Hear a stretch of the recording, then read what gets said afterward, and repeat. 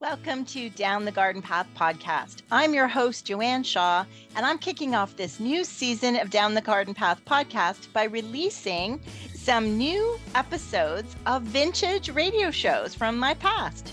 I know you're going to enjoy them, so stay tuned and have a listen.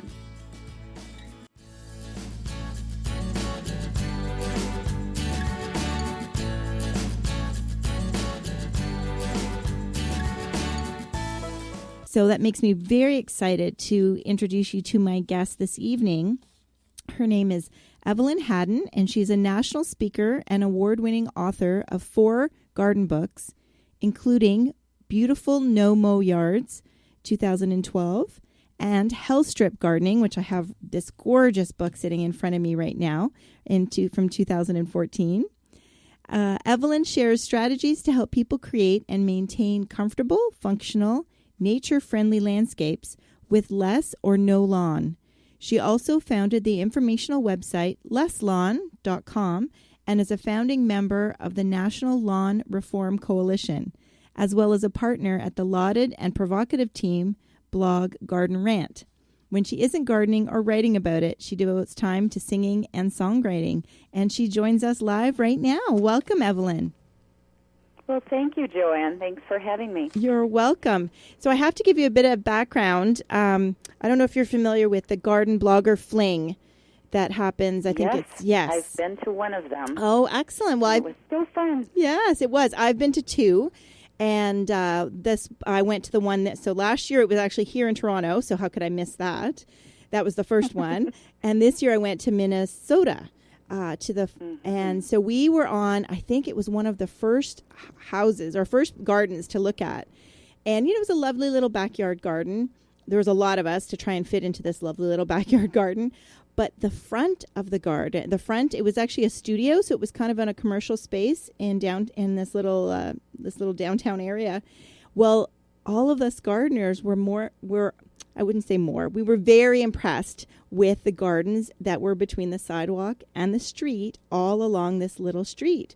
And someone said, "Oh, it's a Hellstrip garden." And everybody else went, "What's that?"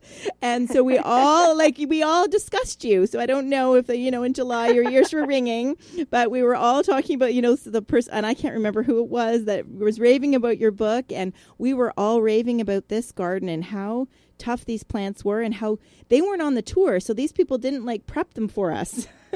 This just happened to be there. So that got me on my journey of researching this topic.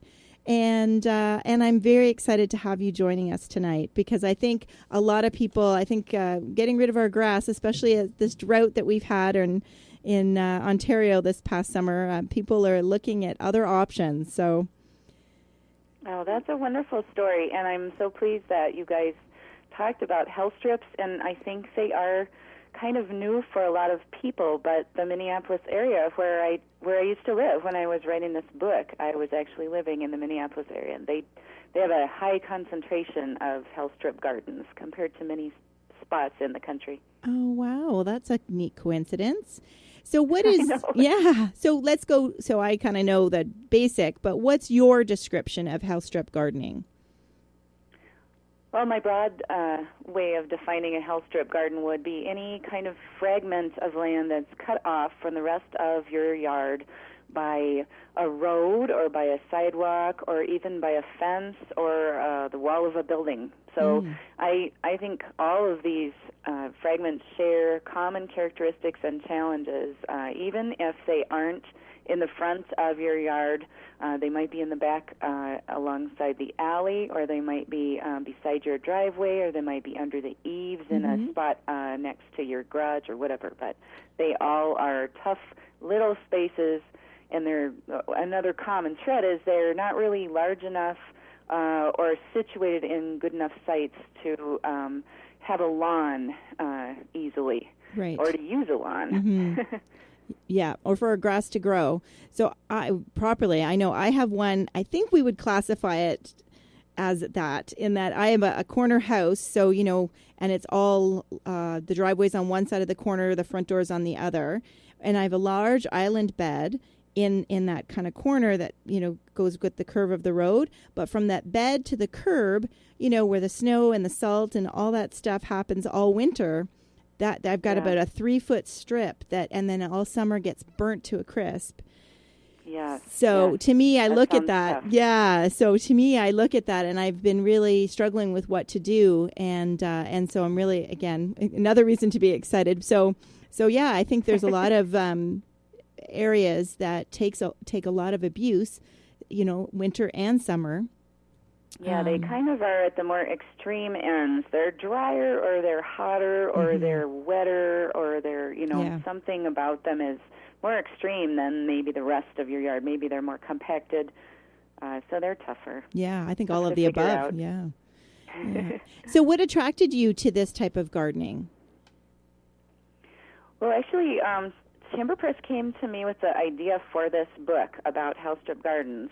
And but as soon as they did mention that they would like to see me write a book on this topic, I had tons of ideas because I had been noticing this kind of place ever since I started gardening. But this kind of space, either it jumps out because it's such a wasted area, because there's nothing in it, or if you do happen to see one that's really thriving, then it jumps out because it's so unique and small and kind of a special. It has a specialness to it because it's so small, and maybe it's confined by pavement, or maybe it's just unexpectedly tall compared to the lawn all around. But they're noticeable. In my mind, they were really spaces I'd been noticing for a long time. Oh, that's neat. I have actually, over the years designed a couple of them. But those homeowners were kind of brave and forward thinking, and they were really the initiator. I have to say they were the initiator. In one case particular that comes to mind is they had a very small little patch there at that boulevard, and they had the cable box and the like a phone box, so they had, she just wanted to like make it. And sometimes I find those are tricky because people plant things that I think draw attention to the fact that you've got a cable box, Right, rather than distracting you from it. Or they'll plant something and not realize this box has a door that has to be opened periodically. Yeah, so then they don't avoid that. Yeah, so that was my challenge, and I think in that case I did succeed at it. I've driven past to kind of check on it, but so many other homeowners are hesitant, and even if I've done the front garden and gotten rid of the front lawn, everybody's afraid to do the boulevard, go to the next step, because it's quote unquote, city property. And and that really varies depending on where you are in the country, but it certainly, or in the continent when I'm talking to you. But it is sort of a semi-public space for sure. You might be in charge of most of it, or you might hardly even have any control over it. Maybe the city even comes out there and maintains trees or maintains a lawn out there. But either way, you have some responsibility, but not all the control. So it is harder to know what to do. Right. And if your neighborhood doesn't have other Hellstrip gardens, it can be uncomfortable to be the pioneer. Yes, but I think it's worthwhile. I'll tell you, these spread fast. Once you put a Hellstrip garden in a neighborhood, they're so visible that other people can see them and examine them closely, and they get a lot of notice, and then they entice other people to try the same thing. I agree. I think Toronto downtown does have quite a bit. Again, the size, and I think the concrete, surround, and the challenges in growing grass these days. So I think they are lucky enough. But in the suburbs where I am, it is fairly new, but I really want it to catch on. I really do. Yeah.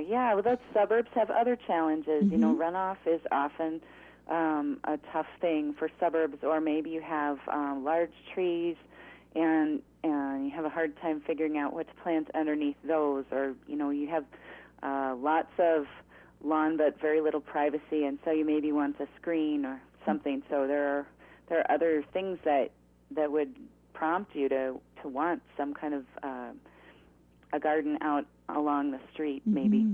Yeah, I think those are some really good points, especially under trees where people really struggle with what to grow. Mm-hmm, for sure. Mm-hmm. And I think some people think, oh, well, I couldn't do it in my zone. There's no plants that are that tough. But when I looked through your book, when I read through your book book really covers a variety of states throughout the U.S. and so a variety of zones. So really, no matter where we are in North America, we should be able to do this, correct? Oh, I think that's true. And as you know from your Zone 5 area, and then as you know from visiting the Minneapolis area, which is Zone 4, some parts of that are Zone 3B. And I've been up to Quebec City, and there are lots of great little tiny gardens up there in the Hellstrips and the Vancouver area on the other coast. It just depends where you live. It sort of dictates what you might want to do that would succeed very well. If you're in California, for instance, you'd want to create a garden that's beautiful year-round if you could, but you might be okay with something that's dormant in the summer because that's the toughest time of year there, especially with the new realities of the droughts. But if you're in a place that's covered with snow at the ground level for much of the winter, like Minnesota is that way, and I assume Ontario has that same thing, then you'd think about that when you're designing, and you wouldn't plant things that are going to be maybe small shrubs that are easily crushed by large amounts of snow that are deposited by the plows, So you have to sort of think more about what would work here in this particular site and region. Yeah. And the other thing that it's just hit me now, too, is what is very common is the strip between two driveways in the suburbs. Often people don't know what to do. Oh, yeah. There's like a then 3 foot. You own half of that? Mm-hmm. You own half of it, or sometimes one. I know in my case, I guess I technically own half of it, but my neighbor he kind of claimed it before I moved in, so he kind of looks after that, and we just have ornamental grasses that kind of separate our driveways. So he's done a good job of that. And then those are great choices, and if you can get your neighbor to take care of it all, why not? And you can appreciate it. Absolutely. So that's worked out well. Except he needs to divide them, and he looks at me guiltily every year, and he's like, he doesn't want to dig them out to divide them because they're gotten so big. So those are tough to divide. Those roots can grow deep and thick. Yeah, they are, and it's getting full. So that is definitely a challenge. But so yes, I lucked out from that way, and that he looks after it. But yeah, I guess, and I have a lot of clients that want to do something, that want to claim that space, and or two neighbors together that don't want to, they don't want to mow it, and they don't want to plant anything huge because then the car doors hit it. So yeah. Yeah, I think that's a big challenge, and a low garden does make more sense right alongside the driveway like that. So then that restricts the plants, but again. And then when you have another person that you're dealing with as well so closely, then you restrict them even further because you want both people to be able to approve the plants. Yeah, yeah. But you can still do it. Excellent. And where does one start? Like, what is your, once we've made the decision, I think the soil, or where do you feel it's the best place to start? With these sites, I guess I think you're already ahead of most people, because I think most people would tend to want to run out and buy the plants right away. So they'd immediately say, well, what do you plant first?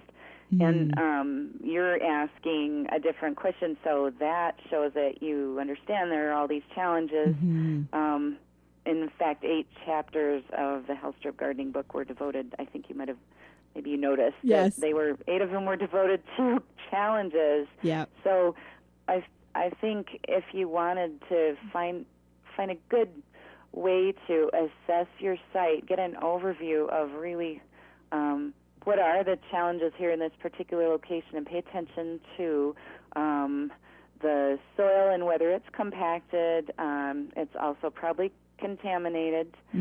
So you think about that. If you think about if you have utilities running underneath the ground or overhead, think about that, and as well as the boxes that you were talking about that might be right on the site. You also want to think about there are going to be there's going to be traffic, foot traffic, paw traffic. So you want to not lose sight of the fact that this is a in the public view and it's accessible to the public. So you'd maybe address it in different ways than you would a private garden. So you kind of have to consider all those issues and then think of your own priorities. What would you want out of this garden? Are you wanting it to be kind of a friendly welcome to your house? Are you wanting it to have a little bit of privacy screening? Are you wanting to extend your wildlife habitat, your pollinators and birds? Yeah. So those are things to just start with before you think about plants. And then you also want to think about access. If you are looking alongside the street and cars are going to be parked there and people are going to want to get from the street to the sidewalk, or want to open their car doors like you mentioned, and not have them run into a trunk of a shrub, then you need to think about those things when you plan. But it's like when you design, have you designed a single color garden before?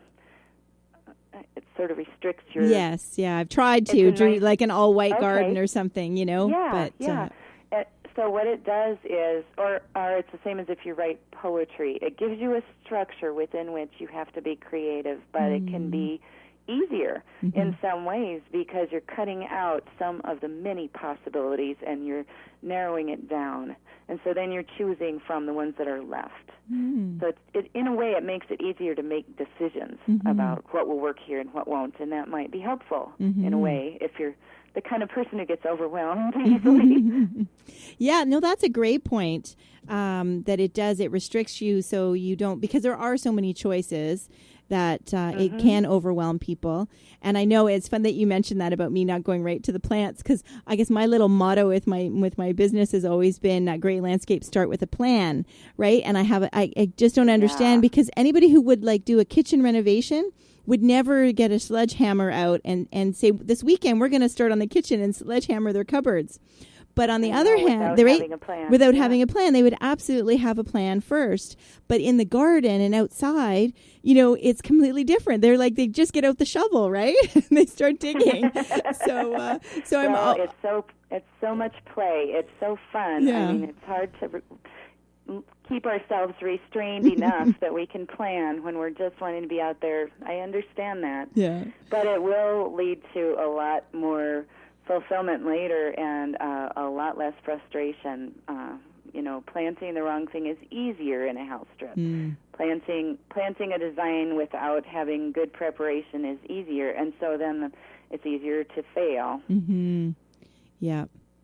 Yeah, and I think preparation, because it's such a tough area, preparation is key. So the plants, because I guess the plants are in the way still the easy part, because it's typically probably a smaller area, so you're needing less quantity of plants than, let's say, a whole front yard type of thing. So really, I think and I'm totally being selfish and thinking about that strip at my house, and I know how dry and how crabgrass and how tough that area is, that I think, and that's what's held me back, is because it's going to be a lot of work to make that good before I can plant. Like, the planting's the easy part, really.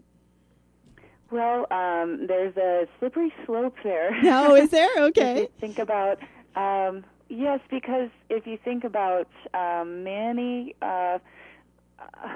gardeners traditionally want to take a site and change it so that they can grow a wide variety of plants there, and kind of pampered plants.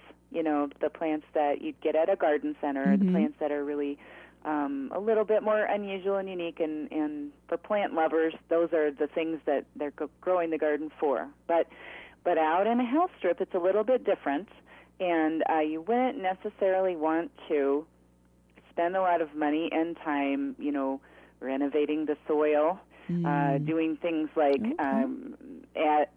digging it all up and fluffing it and adding a lot of nutrients to it or whatever. Really, what it'd be better to spend your effort on is just getting that soil covered, finding plants that work within the conditions that are already there if you can, because given that it's semi-public and it probably has easements on it, it's likely that utility companies will one day have to come in there, maybe dig it up, maybe maybe a bus will run over it. If it's near the road, maybe somebody's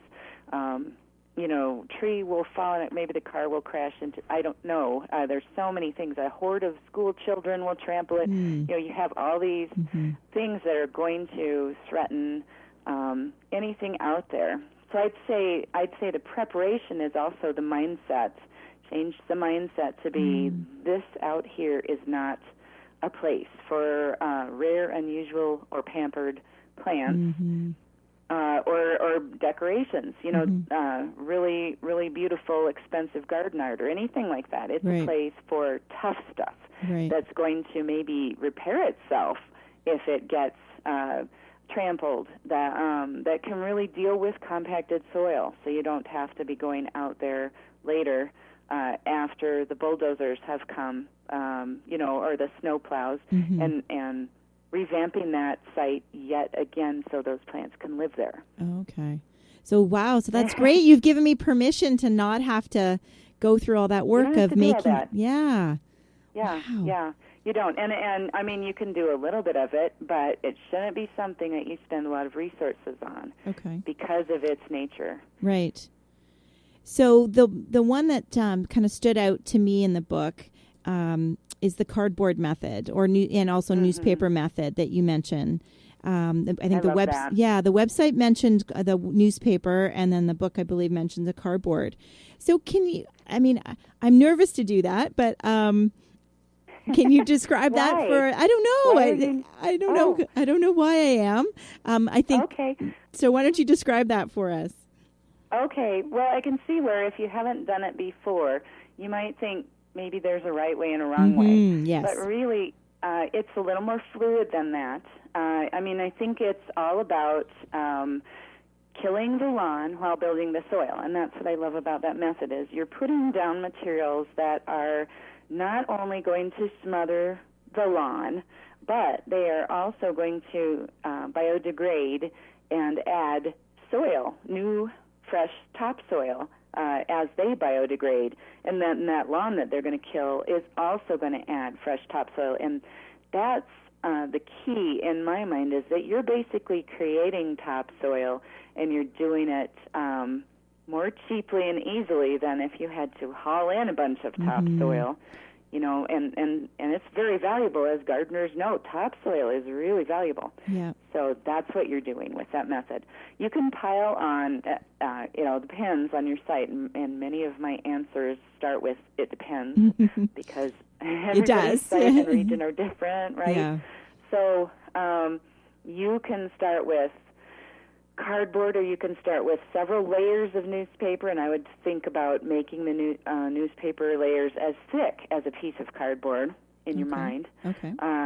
Overlap all those paper products so that they cover the soil and don't allow any gaps for plants to grow up through, because dandelions, tap-rooted plants like that, tough plants like that, creeping Charlie, will often be able to grow up through those layers, depending, again, on your site and how quickly things deteriorate.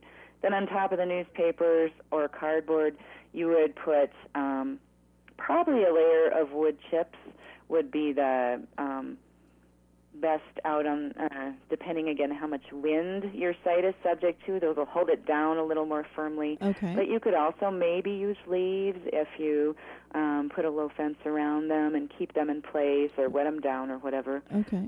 Really, you're just adding a layer of material on top that's going to be keeping that cardboard or newspaper pressed against the soil and maybe holding in some moisture and looking nicer than a layer of cardboard might for the neighbors. Yeah, so it can be mulch. It doesn't have to be soil. Like, we're not adding soil on top? No, I wouldn't add soil on top. I think one of the main things I think is important is not to have bare soil out on those hellstrips because they're subject to so much runoff and wind erosion, that the soil that's out there needs to be protected with a layer of plants, ideally a low layer of plants, or a layer of wood chips or some other kind of mulch.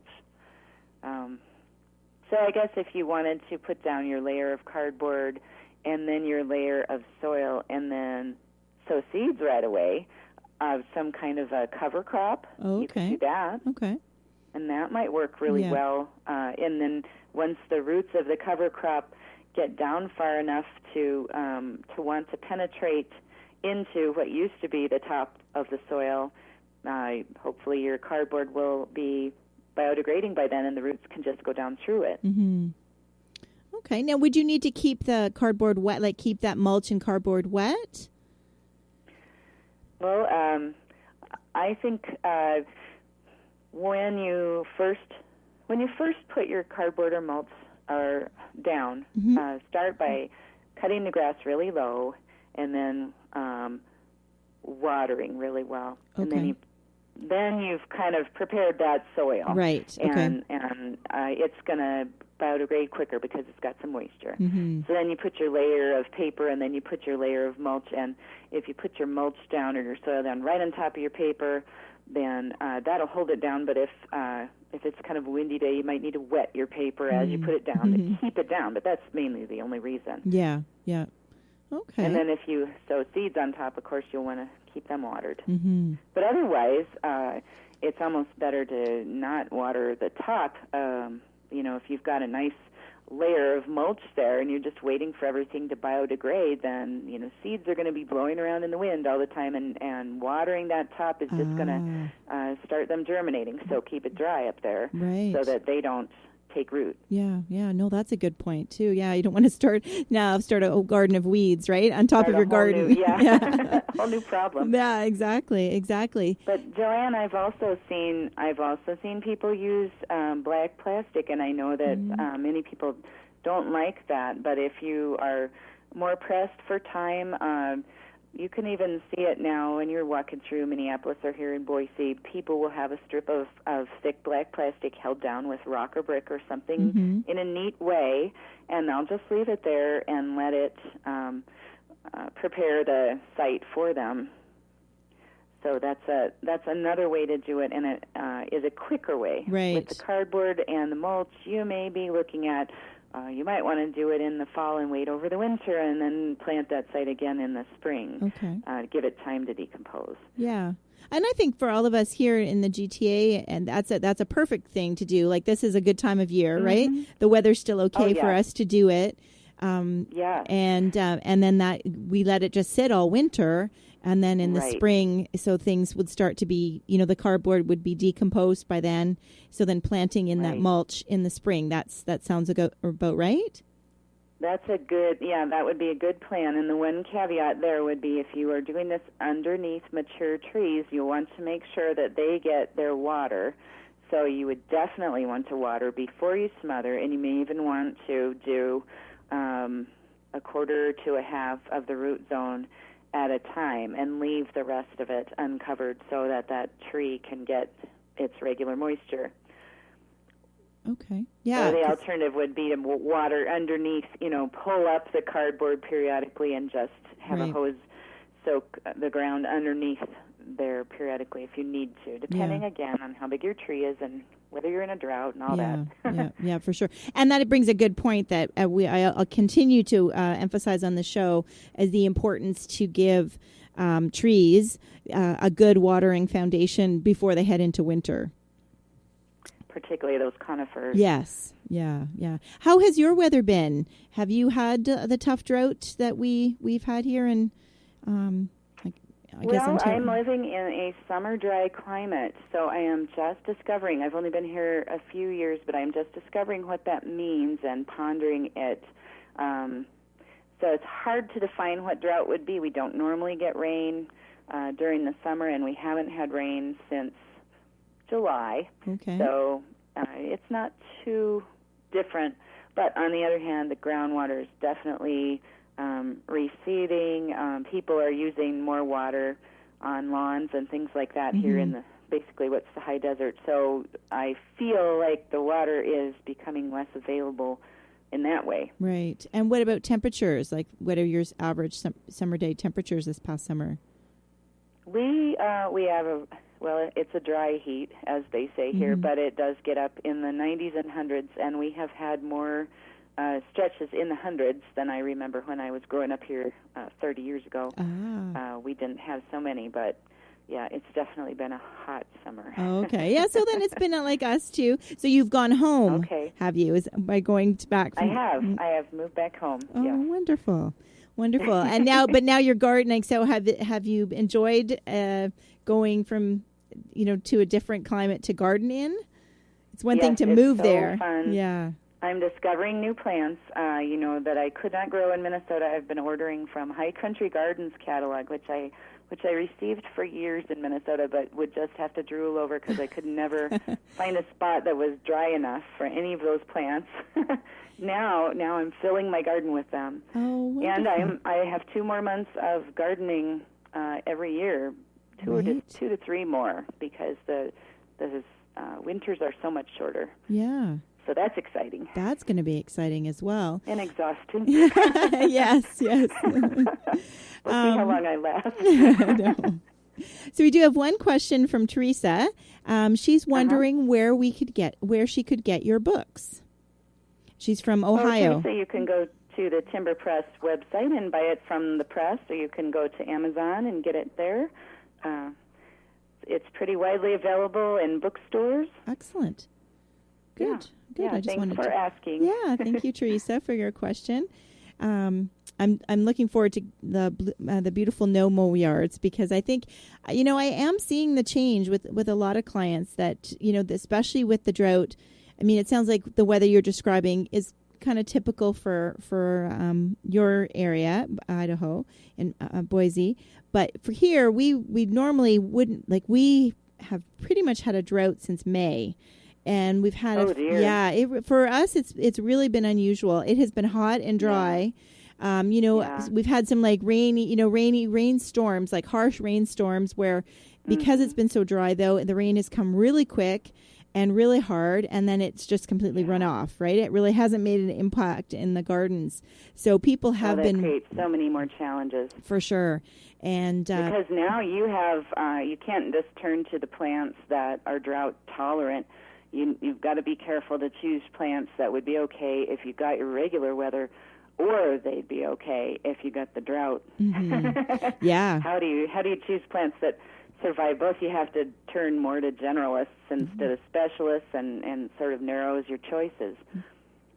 For sure. But I think it just has also, I think you have much more options as far as plants go versus grass, because I think I know myself, I get so much winter damage in my lawn that I spend so much time and effort in the spring fixing, and then the summer drought or the summer conditions, we're always putting all this energy onto something as insignificant really as grass. So I think more and more, at least with plants and gardens, you have options, right?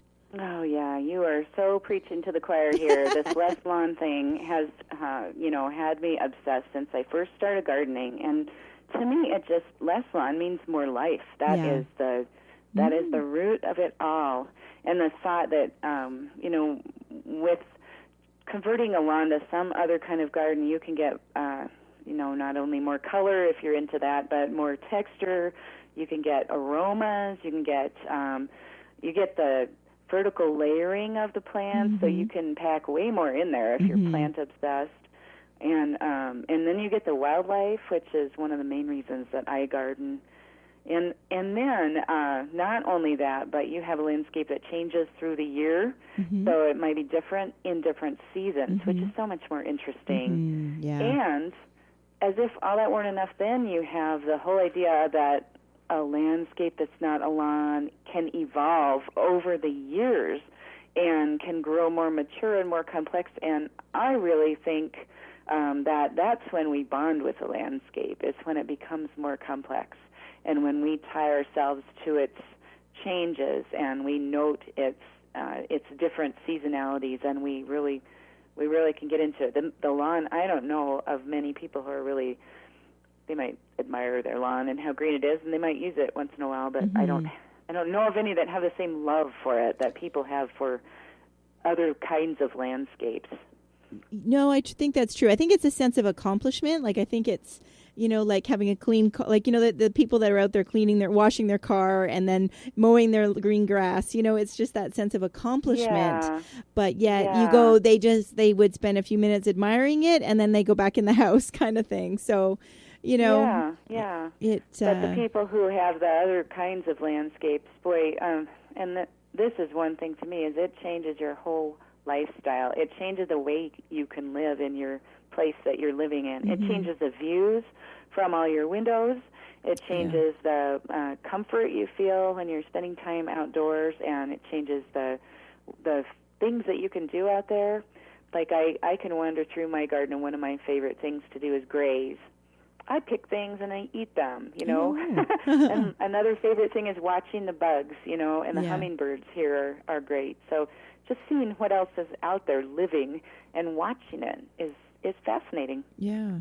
And I think the big thing see if you agree with me, I think is the maintenance part of it. I think, maybe the first couple of years, it's a bit more maintenance, right? To get it going and waiting for the plants to fill in and making sure you've picked the right plants. But once it gets established, unlike a lawn that needs constant, water, fertilizing, cutting, that type of thing, I think the gardens do kind of just take care of themselves, right? So you have more free time versus, I don't know. No, you don't know? I have to say it depends. Okay. It depends. Now, there's several points about the gardens. I think the maintenance changes, certainly, and you don't get that weekly demand of, I better go out and pay attention to the lawn because it needs water, it needs fertilizer, it needs mowing, it needs edging, whatever. Yeah. But you do get maybe more concerted effort would be required maybe in the spring and the fall, or, you get a couple of points during the year at which you would maybe go out there and spend a little more time and do a little more. Like if you have sort of a prairie-ish planting, a mix of grasses and flowers, you might go out there in the early spring, say March in Ontario or February, and cut it all down. Yeah. And that would be most of your maintenance. But it depends. It depends on what you try to grow out there. I guess I'd advocate for people trying to grow things that can just kind of all take over that little area and happily fill it. So I generally tell people this is a place to put your plants that if it's edged by the road and the sidewalk already, it's got a nice robust edge that can withstand creeping plants that you wouldn't necessarily be able to put in with the rest of your plants. Maybe that's the only place you can grow mint or some of those other spreaders that you might like. It might be kind of nice to have them. And they fill up the bed for you, and then they keep out the weeds. And so, that's it does depend what you put out there. But if you try and put some stuff out there that's going to, get trampled or is going to sort of fall over because it's such a skinny little bed, and the plant doesn't stay upright, then you're going to maybe create other work for yourself. Yeah. So it's all about designing away those kinds of extra work that could come if you chose the plants properly. That would make it happen. Okay. No, I agree. I think it does come back down to the design, and I know if I'm going to help clients and help listeners design them, then I need to do some of my own research, I guess. And so it's going to be good for me to do that, my experiment on my Hellstrip. And the challenge, though, also is that it is, because of the curve, it might only be 3 feet wide, but I don't know. The circumference is pretty big. So I could just see my husband's face when I order the mulch to arrive. But we'll give it a shot. Yeah, good. That's good. Yeah. That's all you can do. Exactly. And I tell people, look around at what else is growing in your neighborhood, what else is growing in your yard, and use divisions of those things and seedlings of those things, and be more okay with commonly used plants than you might be otherwise. And sometimes we get to be a little snobby about, I don't want more of that, Right. And another thing I would say is they try some herbs. I think a lot of herbs are really tough and can adapt to a lot of different conditions, and many of them grow in really nice rounded shapes or well-contained shapes. Yeah. So, you've got your lavenders and garden sage and thyme. And, chives. Those things. Yeah, for sure. Chives is really good. So those are good. And then one other thing is just maybe include what I call ambassador plants. I think it's important if you're in a neighborhood that doesn't have a lot of other gardens out there on the Hellstrip that people understand that it's a garden. And one bridge you can build for them is to put something familiar out there along with all your other native plants or whatever you're putting out there that's tough. Put, some bearded iris or some purple coneflower or something that they will say, oh, yeah, I love that plant. And then they'll maybe be more likely to think of the other plants as interesting and even if they're just mainly chosen for toughness. Right. Okay, no, that's a good point. So given that we can do this in any zone, my next question I know is going to be a tough one for you in that I was going to ask you some of your plant recommendations, but I know that's challenging, right? Because from coast to coast, that's going to vary. Yeah. I mean, you wouldn't pick the same plants for every climate, for sure, but there are a lot of plants that really grow well in many parts of the country, and I guess those would be some good choices to start with, other than the ones that we've already talked about. I guess, and it depends on whether you have sun or shade. Right. But I guess some of the common ones that might be easy starts would be some of the ornamental grasses, whatever ornamental grasses grow well in your area that aren't too large. Those are really nice because even if they grow taller than some of the other plants, they might be airy and easy to look through, and they feel friendly. They're nice to touch. So, those are kind of good ones, and they add movement. They're maybe going to be out there exposed to a breeze, so something that moves like that is nice, or maybe the sun will hit them just right, and those heads will glow. So those are good starts. Something like lamb's ears that has really fuzzy leaves is always a good one too. Real friendly, totally hardy and easy to grow, and even the kids will like petting it. If you're in the shade, maybe things like lilies of the valley, hostas, pansies, wild geraniums, foxgloves. Those are just beautiful, hardy plants that have sort of followed people along for hundreds, if not thousands of years. So stuff like that, and stay away from the poisonous plants like castor bean and monk's hood, and the ones that are going to have thorns are going to smack people in the face as they walk by or drop large nuts on them. Stuff like that. Yeah, barberry's good. Barberry's good for that kind of area in the sense that it loves it tough, but then they are prickly. And then I find they're a great litter catcher, though, too, so that everything that, blows down the street gets caught in your lovely barberry. So, yeah, that can be one to rethink. That could be good or bad, I guess. Yeah, I guess. Depending on how often you clean your barberry. Yes. One that I really like is blanket flower, and that grows really well in many parts of the country. And coreopsis is another one. There's so many varieties of it, but those two seem really tough for sunny areas. And they flower, and they have nice, big, bright flowers that people like. Yeah. I was thinking about catmint. I wonder about catmint, nepeta. I love it. Yeah. Love it. That's another good one that would just do well almost anywhere. Yeah. And surprisingly, poppies are pretty drought tolerant and shade tolerant and all sorts of other things.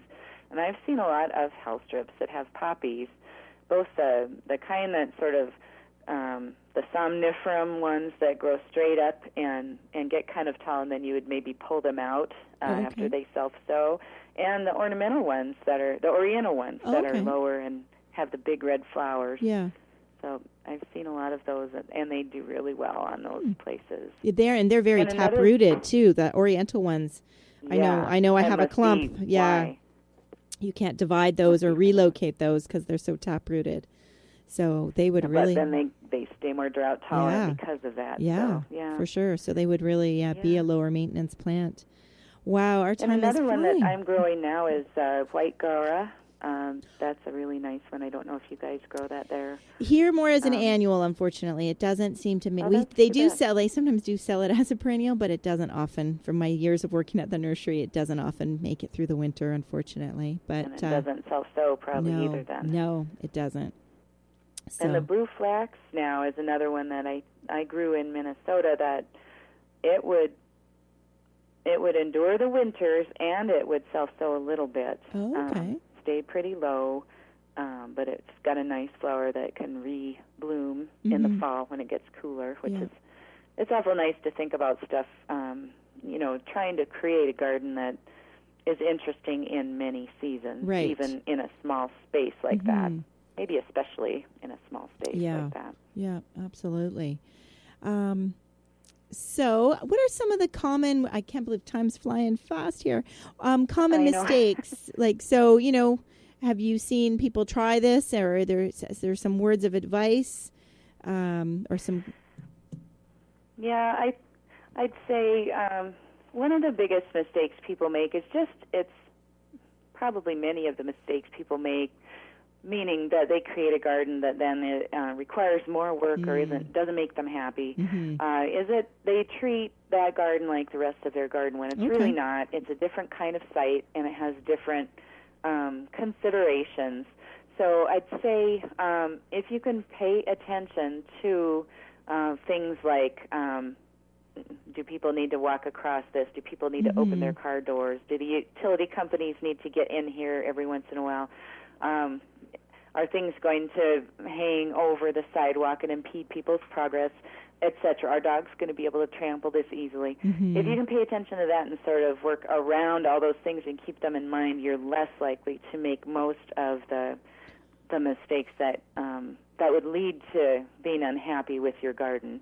And I think also, not spending too many resources on it, but really trying to make it more self-sustaining, getting out of the mode of I'm going to be the gardener who cares for my plants and pampers them and gives them what they need. Be more about this is nature, and I'm going to unleash nature in this site and let it go wild and let it really become healthy and stay healthy on its own, because I'm going to pick the right plants in the right community that can do that. That's I think what it is all about, is having a little bit of a different mindset when you approach this kind of a garden. Right. Okay, that's a great advice. I think that is wonderful advice. Thank you. I think that sums it up. Fun talking. Yeah. So what else? So do you have any, you've written 2 books in a few years, and you've written more before that. So are you working, is there anything you'd like to share with us or that you can talk about? I know sometimes it's a secret.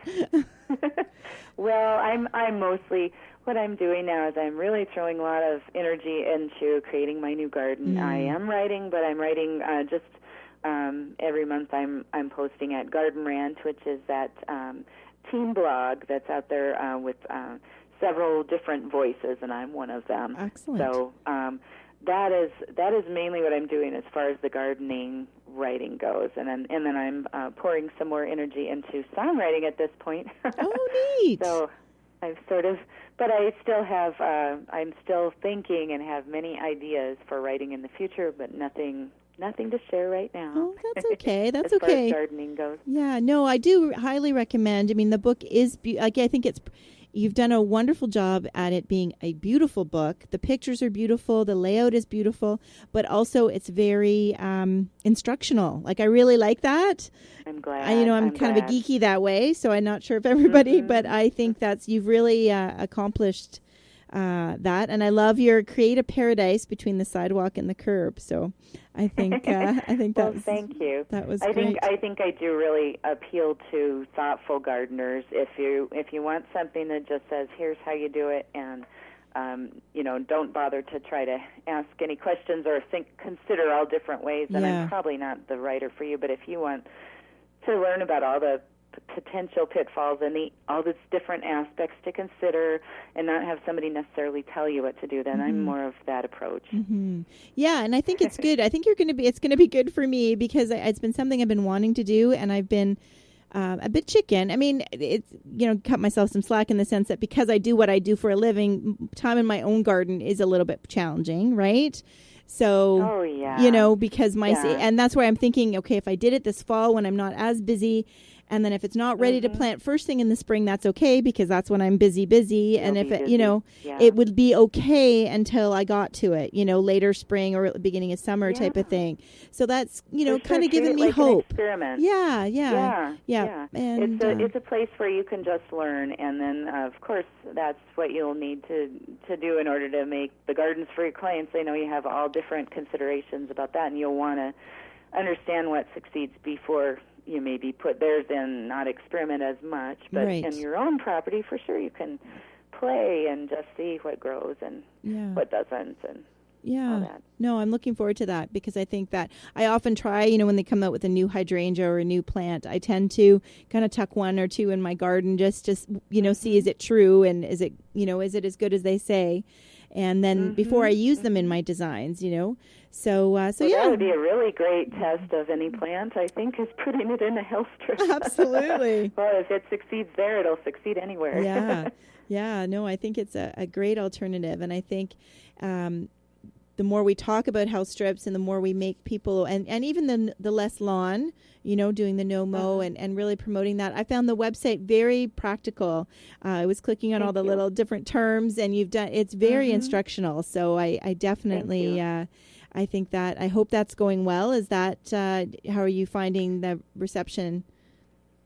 Oh, it gets a lot of hits. I have not revamped it in a while, and I need to get out there and add more to it. But it's already got a lot there, and I'm happy to leave it there and have it be sort of a place for people to discover all the different things you can do besides have a lawn, and maybe sort of an intro to how you might go about figuring out what else you could have, which is what the other book, Beautiful No Mow Yards, is about too. Sort of, I like to present all those possibilities because there are so many, from patios and ponds to forests to prairie gardens to rain gardens. It's all just so much is possible instead of lawn. Yeah, definitely. We had a guest on just a couple weeks ago. Sean James was in Ontario as a well-known speaker regarding and designer and installer of rain gardens. So we learned, my listeners and I learned lots more about that too. And it's great as a designer, always wanting to learn. There's always so much to learn. And it's the best way. Rain gardens are exciting. Yeah, and it's the best way for me to get the word out to clients, right, and kind of spread it. So, no, I really appreciate that you're spreading these ideas to people who maybe haven't stumbled upon them otherwise. How do we learn? We learn by just seeing the gardens that we're maybe walking past or driving past, but. Or reading books, or listening to the radio, or finding websites like yours, or we learn by, hiring a designer and having that designer sort of coach us through things and help us figure out what we could do and maybe save us a lot of mistakes. Oh, for sure.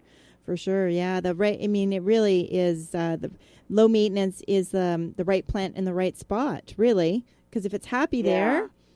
Yeah, if it's happy there and if it's been chosen to fit the space, and, if the maintenance that you do for it doesn't, cause it to grow out of bounds or, give it too much of a good thing, yeah. Wonderful. Well, I thank you very much. I know our listeners can find you on Garden Rant, so it's gardenrant.com. Is that correct? Yes. And if they want me personally, it's evelynhadden.com or leslawn.com is where they can find all those articles you were talking about. So I'm out there. And, excellent. And you're on Twitter?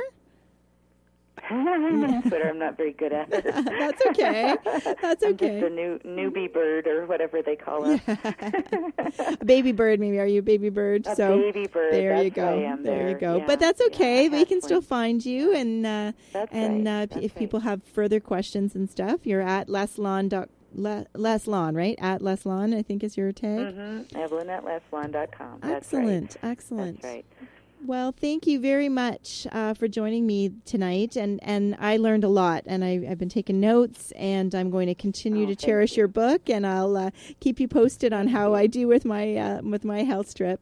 Yes, I would love to hear more about that, Excellent. Joanne, and it was a real pleasure to talk to you. Yes, Thanks so much. You're welcome, and I hope we connect at another Garden Bloggers Fling at some point. So yes, that would be great. I'll look forward to it. Yes, wonderful. Well, thank you very much, Evelyn. You have a lovely night.